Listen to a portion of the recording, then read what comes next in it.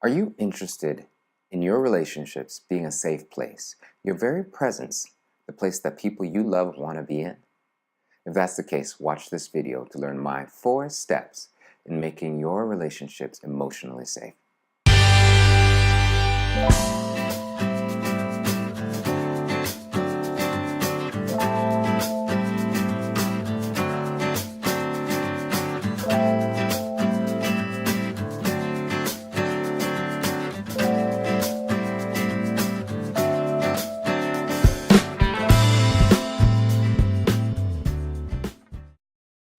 For some very practical ways on how to learn, heal, and grow in your relationships, subscribe to my channel.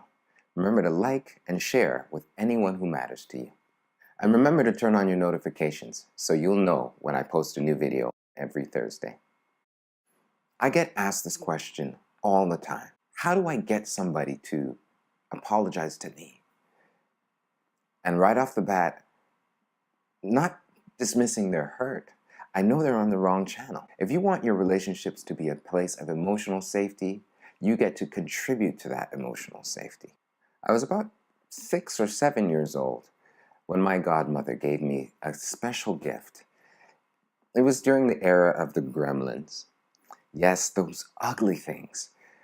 But there was one of those things, Gizmo, a gremlin. I loved Gizmo. It was the perfect gift for me. I had an attachment to this little guy because he was my partner in crime. I used to take nickels from my dad's savings.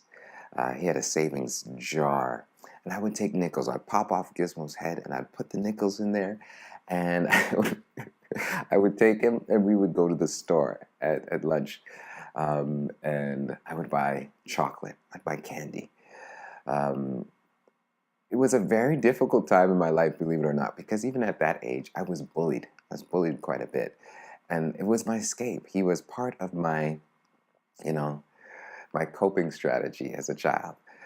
And one day, because we lived in Jane and Finch, we lived in the apartment building on Grand Ravine, and we lived on the 14th floor. And as you know, if you live in an apartment building, sometimes it's faster even to go down the stairs. Well, during this trip, somehow, some way, Gizmo fell out of my pocket. And I didn't realize until I got to the store. And I raced back home to try and find him. And I couldn't. I couldn't find him. I lost Gizmo. I lost my friend. I lost my partner in crime. And to be honest with you, it was devastating. At the age of 6, I lost something. That was my first experience with grief. And it wasn't until I sat and I looked back at that moment that I realized why it was so important to me. The worst part about losing Gizmo was not that I lost my partner in crime. It was that I was alone. I searched for hours, 14 flights of steps. I searched by myself. And at the end of the day, when I gave up hope and I didn't try to look anymore, I didn't ask for help. Nobody knew. I carried that with me. It was important to me. At the age of 6, that was what was important to me. But even at the age of 6, somewhere, somehow along the way, I came to believe that what mattered to me didn't matter to the other people in my life. And I was alone with that experience. When I sit with people today, couples, and I see them in the same room, or a parent and a teen, they're sharing in that same experience. They're alone. They're in a relationship, but yet they're alone. Why is that? Somewhere along the way, they learned that their relationship was not emotionally safe. They couldn't share what was most important to them. And that's what I want to help you change. I want to help you reverse that idea that it's not safe to be vulnerable, to share what matters to you, to share your heart, to share your experience. We can all increase emotional safety in our relationships with 4 steps. And believe it or not, they are the steps of the art of a genuine apology. One of my favorite reviews of the art of a genuine apology was from an 11-year-old. And he said, "Thank you, your book is great.